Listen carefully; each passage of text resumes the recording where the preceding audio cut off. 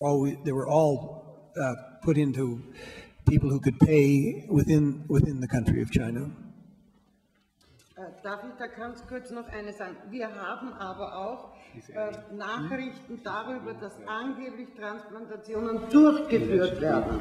Also Implantationen dann in Thailand durchgeführt werden. Die sind aber nicht bestätigt. Es wurde nur darüber berichtet. Wir können das nicht als bewiesen annehmen. Es scheint uns nur logisch.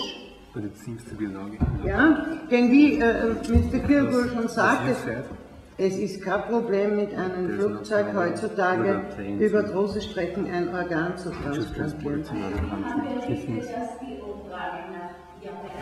Ist durchaus möglich. Es scheint mir sogar sehr wahrscheinlich zu sein. No, who said she said so, yes. Well, I would be astounded to hear that because, for one thing, the hospitals and the doctors in China would be losing the revenues, or part of them, if the organ was flown to Japan. I was in Japan recently. Nobody suggested what you've just suggested, that the organs were flown from China to Japan for transplant. It's all done, to the best of my knowledge, within China for fairly obvious reasons. And I don't think, this is the first I've heard that anybody flew an organ from China to Tokyo. We got this information. Well, the trouble is there's so much mythology that goes on about this that we've been told all kinds of things that I guess because we know we're going to be subject to the whole weight of the Chinese government if we make a mistake, that we've been very careful about things.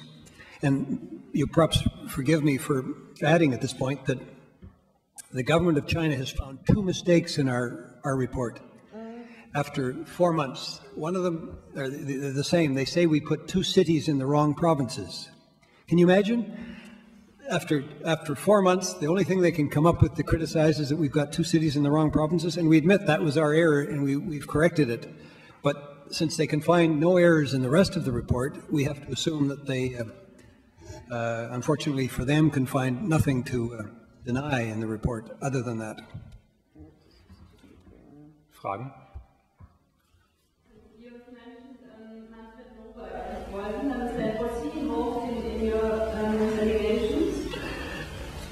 Well, Mr. Matus met with Mr. Novak in Geneva about a month ago at the time of the UN Human Rights Council meeting.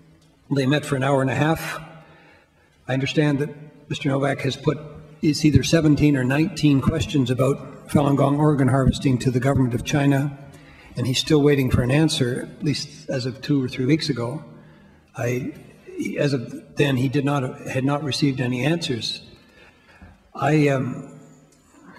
I think there are no answers that the government of China is prepared to give other than to deny that it's happening. And as if you type in government of China denies on Google, I did it this morning, and I think I mentioned I got 4 million entries. So the government of China specializes in denials. But they are starting to admit now, as the article I referred to earlier, that organ tourism and organ harvesting is going on. As you probably know, until last year they didn't admit that there was organ harvesting from executed prisoners. That had been going on clearly for years. And so I think they will never admit that they're doing what we say they're doing, I'm sure. But what I think they will do is, I think the more people who raise the issue with them, the more people who go up to Chinese diplomats and say, what's this you're doing in your country? How can we go to the Olympic Games in 2008 put on by a government that kills its own people in order to sell their organs and murder them? I think my sense is we're quite close to the tipping point when they're going to say they're going to stop doing it. And I hope they never start it up after the Olympic Games. Is this problem only in China or in other countries?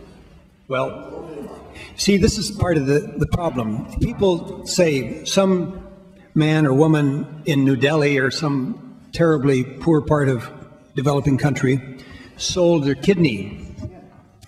And they confuse it. They think that, well, the difference is that you can live with one kidney, as you know, but to our horror, what we've discovered in our research is that Falun Gong practitioners don't just lose one kidney and then they're allowed to walk out of the work camp.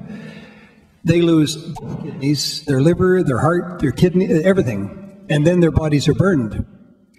So I think it's important to distinguish between the kinds of things that might be happening in other countries, and I'm sure is happening in other countries, and this terrible crime against humanity that's happening in China. And I don't think anybody should try to mix them up and pretend that what's happening in China isn't terribly different from what's happening in other parts of the world. I had a man in Bratislava yesterday. If you can imagine, he sat at the press conference and he said, actually he did it before the press conference, he said, "How can you Canadians talk about this horrible thing? Look what you've done to your First Nations people." And I agree, it's been terribly mishandled, but to suggest that it's comparable to say that the injustices that the Canadian First Nations communities have suffered is comparable to what's happening in China right now, to me is just bizarre. And I told him that, and I don't think he liked it very much, but this is a new, as we put it, this is a new form of inhumanity that the world has never seen, and I hope the world never sees again.